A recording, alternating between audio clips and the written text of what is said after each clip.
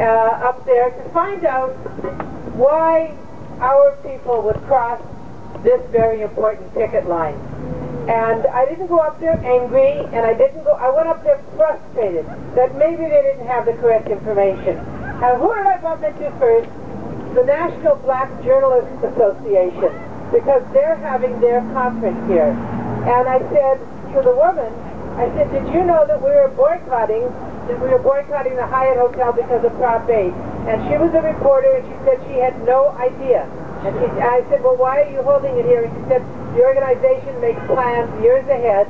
So I don't know whether or not the management of the National Black Journalists Association told the people, but I told them that they were crossing a very important picket line. Had this guy donated, and I'm sure he would have had the chance, Doug Manchester, in the 40s against interracial marriage, there would be nobody crossing this picket line. So coalition politics means we fight for everyone's rights, and everybody stands up for our rights. It does not mean that we fight for your rights and you get to cross our picket line. So, and apparently you've been dealing with, Michael's been dealing with the National Black Journalists Association, asking them not to hold it here. So I'm really disappointed that they did.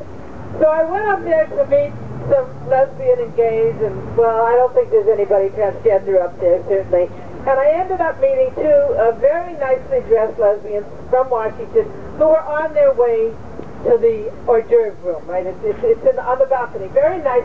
If you can't say something nice about somebody, don't say anything nice at all.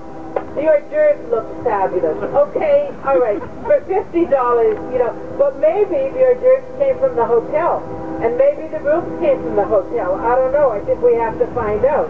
But they went up there and I said, why are you crossing this picket line? And they said, well, we heard that Doug Manchester apologized and was willing to give the gay community $125,000. And I said, I don't think he was going to give the gay community any money. I think it was going to be in kind, but the apology was because he lost so much money. So how can you be here crossing a picket line? Well, it's obvious how, because they're ultra-gay conservatives.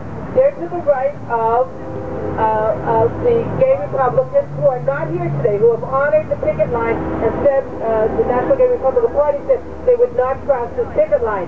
So now we have to the right of these Republicans, and it's really weird meeting these people, because they think that because they have money, that they're equal in the United States. Those two women that were so well dressed, those two beautiful blonde women, if they went to Arkansas or 29 other states, they would be fired. They don't have any rights. They don't have any rights in this country. They are second-class citizens.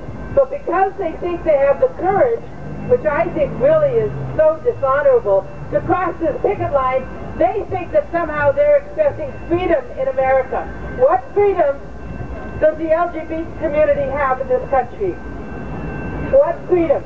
It's as egregious that they cross this picket line as it is what Doug Manchester did.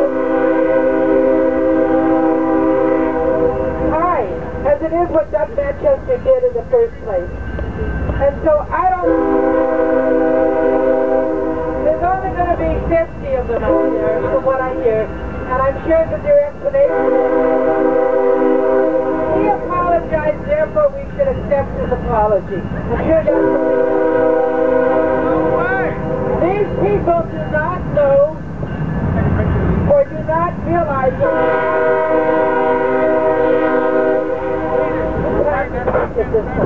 did not get that they are not equal citizens here. As even if they pay to live here, even if they're millionaires, they have no rights in this country. We don't have one right on a federal level. So when people going up and crossing the picket line of their community, and I said, well, do you believe that we should serve? Yes. Do you believe that we should have the right to get married? Same-sex couples? Yes.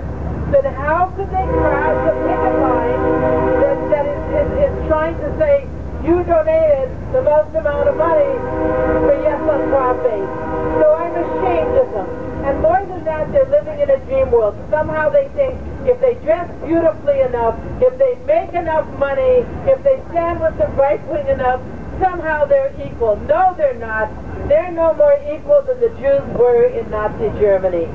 They're no more equal. Let them go to some of these Tea Party events and pull up and sing, I want to get married, and see if they get turned on. Let them see if the ultra-right wing accepts it. If they wanted to walk out here right now and come and join us, we would accept them. We would say, we forgive you, we understand. We didn't know you may not have understood what he did or what he didn't, because we're forgiving. Instead, they're going to align with their enemies, the people that don't want them to have any rights. Not the right to marry, not the right to work, not any right. So I am ashamed of them. Shame. Shame, shame, shame, shame, shame. Thank you.